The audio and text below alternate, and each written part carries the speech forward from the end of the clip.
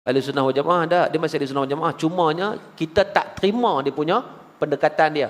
Tapi Syiah ni terkeluar tak? Syiah terkeluar terus. Syiah terkeluar terus. Sebab apa? Sebab Syiah ni dia berpegang, kalau macam Wahabi tu dia pegang Quran juga, dia pegang hadis juga, sama orang kita je, Bukhari Muslim semua dia pegang. Cuma cara tafsiran itu, cara penafsiran tu agak rigid, maknanya tafsiran tak boleh hak betul-betul zahir je. Kalau lah Nabi larang pakai apa, kain melepasi buku lali, isbal tu haram, tak boleh pakai, haram. Sedangkan ulama bincang pula yang haram tu sebab apa? Sebab ada sifat bongkak, khuyala, bukan saja kain itu nak haram kan. Itu. Tetapi Syiah lain terus. Syiah ni dia punya sumber, dia tak pakai Bukhari, dia tak pakai Muslim, dia tak pakai Tirmizi, dia tak pakai Nasa'i, dia tak pakai Abu Daud, dia tak pakai Ibn Majah, dia tak pakai semua. Dia pakai Al-Kulaini je. Tak Al-Kulaini? Tak tahulah sebab bukan Syiah kan. Tak ada Syiah sini. Syiah tak memang ngaji kan. Dia pakai Al-Kulaini, Al-Kafi. Dalam kitab tersebut, sebab dia tak pakai, sebab bagi mereka dalam kitab Al-Kulaini sendiri menyatakan lepas Rasulullah wafat, sahabat-sahabat ni murtad. Abu Bakar murtad, Umar murtad. Oh, wal'iyazbillah tuan-tuan. Ini sesat. Orang tersesat barat ni. Tuan-tuan pernah tengok, kalau ada kadang-kadang kita check tengok, dia ada upacara kalau mengucap, ada baru ni saya tengok dalam ni buat dalam video. Dia mengucap, dia ajar orang nak masuk Syiah. Mula-mula okey. Asyhadu an la ilaha illallah wahdahu la syarikalah. Okey. Kan, walaupun lain kita asyhadu an la ilaha illallah wa asyhadu anna Muhammadar Rasulullah kan, tapi okeylah wording dia. Wa asyhadu anna Muhammadan abduhu wa rasuluh. Okey. Dua. Ditambah yang ketiga. Wa asyhadu anna aliyan waliyullah safiyuhu wa khaliluh. Tambah. Okeylah, walaupun dia bukan syahadah, tak apalah. Ditambah yang keempat. Wa asyhadu anna Abu Bakrin wa Umar wa Utsman wa Aisyah wa Hafsah finnar. Dia kata. Wal'iyyazubillah. Apa faham ni? Lipok. Dia kata wa asyhadu anna Abu Bakar, aku bersaksi bahawa Abu Bakar itu, wa Umar dan Umar, wa Utsman dan Utsman, wa Aisyah dan Aisyah, wa Hafsah dan Hafsah isteri Nabi finnar, dalam neraka. Wal'iyyazubillah, tuan-tuan. Syiah lain. Syiah dia terkeluar daripada akidah Ahlussunnah wal Jamaah langsung.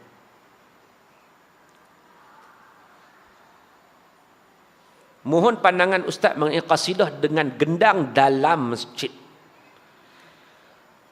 Kalau Melaka dia memfatwakan tak boleh. Kalau Melaka, tengok fatwa dengan Melaka dia tak bagi. Gendang dan muzik itu ulama khilaf panjang tentang benda tu. Kan kalau ulama kontemporari dia kata okeylah. Dia berdasarkan kita nak guna ke mana. Kalau guna tak elok, guna elok. Jadi kebanyakan ulama, kontemporer ulama sekarang ni kata okey. Tetapi masalah yang kedua adalah gendang dalam masjid, muzik dalam masjid. Itu kebanyakan ulama tidak bersetuju. Sebab apa? Sebab mengganggu orang nak solat. Sedangkan kalau berniaga dalam masjid pun Nabi larang. Berniaga dalam masjid Nabi larang kan. Apatah lagi yang dengan gitar-gitar apa semua, bising-bising dalam masjid. Maka benda ni masih lagi khilaf di kalangan ulama. Kita tak kata, sebab benda-benda baru zaman Nabi tak ada. Benda baru. Jadi benda tu khilaf. Ada yang kata okey, asalkan tengok waktu. Jangan waktu orang tengah semayang. Waktu yang orang dah habis semua dah ni, waktu lapang, tu tak apa. Kan? Sebab dia tak ganggu apa-apa. Tapi kalau waktu yang tengah orang solat baru nak ketuk gendang tu tak boleh mengganggu. Sebab tujuan utamanya orang nak ibadat. Kemudian yang tu sampingan kan. Jadi ada yang ulama yang menyatakan pula dia tak setuju langsung. Kalau nak gendang dia kata keluar terus daripada dewan masjid. Dewan ni jangan. Sebab dia mencemarkan roh itu sendiri. Takut sekali dia jadi macam dia khusyuk tu hilang. Sebab orang dengan muzik ni kadang-kadang dia banyak lalai daripada yang okey. Walaupun dia diharuskan dalam serta-serta perkara, tapi takut hilang khusyuk itu. Maka nak menyekat daripada ia terus jadi bebas, maka bagi pandangan saya sendiri elok kita luar daripada dewan surau lah.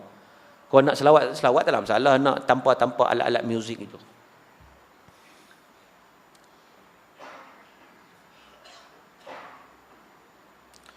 Ustaz, saya ada masalah keluarga. Ni apa bagi sampai berapa ni Apa tak abang ni? Kita isu tak kerja lah.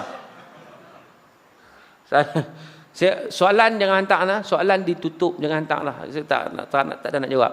Tiap kali saya buat baik, saya solat. Ada je masalah yang melanda hidup, saya berkaitan keluarga saya. Tapi bila saya tak solat, hidup saya akan tenang. Saya sendiri letih dengan hidup saya. Pelik ni. Masa solat, semua ada masalah. Bila tak solat, tenang. Itu syaitan tu. Syaitan nak menghiasi. Kita tenang yang palsu. Dia tak tenang sebenarnya. Jiwa manusia yang tak ada hubungan dengan Allah, dia tak akan tenang. Kita tenang tu tenang yang palsu saja, yang sementara.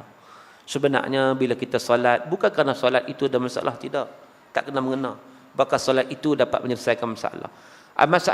Satu masalah itu satu ujian daripada Allah. Orang beriman, dia bila Allah bagi masalah kat dia, dia bersabar, dia dapat pahala. Jadi maknanya, Allah nak bagi pahala. Tak mau kan? Dia sabar je. Kalau kita lihat, para anbiya lagilah orang yang paling banyak terima ujian. Kan? Jadi maknanya ujian itu satu perkara yang baik sebenarnya. Kita lihat dari sudut positif. Salam Ustaz, ana ada soalan dalam kita bicarakan masalah Wahabi dan bid'ah, lebih baik para ilmuwan sepakat cari kaedah terbaik untuk basmi umat dari kejahilan yang kalian itu menjerumus umat ke neraka. Ya, saya setuju. Maknanya kadang duk bergaduh soal-soal kecil ni, soal-soal yang bid'ah tadi, benda-benda khilafiyah ni, kita stop yang tu, kan? Kemudian kita ajak orang mengaji, datang kuliah, lama-lama bila orang datang kuliah, dia berbeza pandangan. Ada benda yang kita beza, sebab manusia tak sama, tapi dia lebih hormat. Dia lebih hormat. Tak salah beza pandangan. Hatta imam-imam mazhab pun beza pandangan, tapi lebih hormat. Hatta Imam Syafi'i diriwayatkan, ketika dia berada di tempat mazhab Hanafi, dia jadi imam sembahyang subuh, dia tak baca doa qunut. Orang pun heran. Tok Syekh, siapa kamu tak baca doa qunut? Dan kamu sunat muakkad tau. Aku hormat kepada tok guru kamu. Nampak berlapang dada. Sebab apa? Sebab ada ilmu.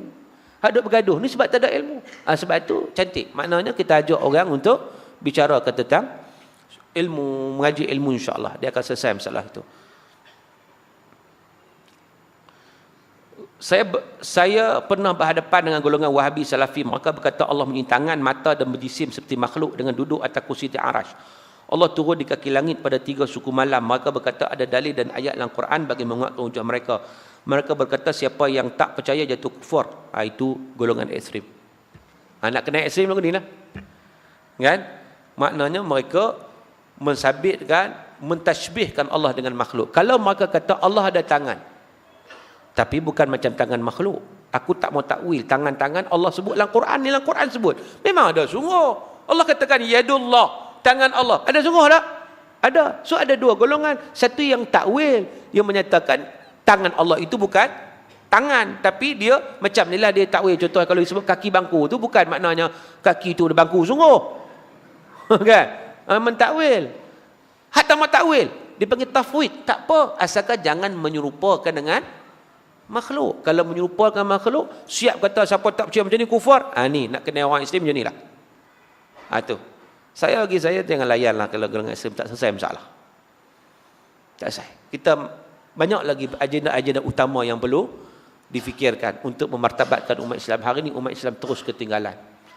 Akhirnya duk layan benda-benda ekstrim ni tak selesai. Mohon pencerahan berkenaan fahaman Salafi jihadi yang dikaitkan dengan Wahabi yang menjadi pegangan golongan teroris. Golongan teroris ni tak kira siapa lah, dia Wahabi ke dia siapa. Kalau dia teroris, dia bukan berasaskan kepada Islam. Contoh sekarang ni di Syria ada golongan ni juga yang dipanggil Kaedah. Bukan kaedah ni, kaedah yang diwujudkan. Dia pergi ke Syria, mula-mula tentera pembebasan Syria yang menentang Bashar, dia rasa okeylah, seronok ada sokongan. Rupanya mai hak ni lagi teruk, dia kata siapa tak sokong dia, semua halal darah untuk dibunuh. Lagi dahsyat. Jadi macam ni ekstrim. Bagaimana untuk mendidik anak agar mencintai Allah dan Rasulullah? Kita bawa mereka ke majlis-majlis ilmu. Itu antara caranya. Kita perkenalkan akidah pada mereka. Hari-hari kita bincang, ni nikmat. Syukur dah dapat nikmat ni, Allah bagi nikmat. Sebut alhamdulillah, ajak dari kecil lagi. Kita nak ajak balik pada Allah, balik pada Allah, balik pada Allah dan balik pada Rasulullah sallallahu alaihi wasallam. Ibu-ibu, bapa-bapa contohnya, kalau kita cerita ke anak ni banyak cerita-cerita sirah-sirah Nabi sallallahu alaihi wasallam. Jangan duk cerita bab korang-korang dengan arnab ni sampai bila tak habis. Boya itu cerita-cerita lama dah. Cerita-cerita tentang sirah Nabi, perjuangan Nabi, jihad Nabi. Kan? Sebab itu kita tengok sahabat-sahabat Nabi makin kental. Sebab apa? Anak yang lahir itu ditarbiah dengan jihad Rasulullah sallallahu alaihi wasallam. Kita baca cerita Abdullah bin Zubair waktu kecil, mak dia Asma binti Abu Bakar cerita apa kat dia. Banyak kita boleh tengok dalam sirah-sirah Nabi SAW. Saya nak tanya apa kelebihan mengamalkan baca surah Kahfi setiap hari. Baca Quran ni, Nabi kata man qara harfan min kitabillah falahu hasanah. Saya baca satu huruf dari Quran, satu huruf dapat 10 wal hasanatu bi asyri amsalihha. 10 pahala. Tak kira surah apa sekalipun.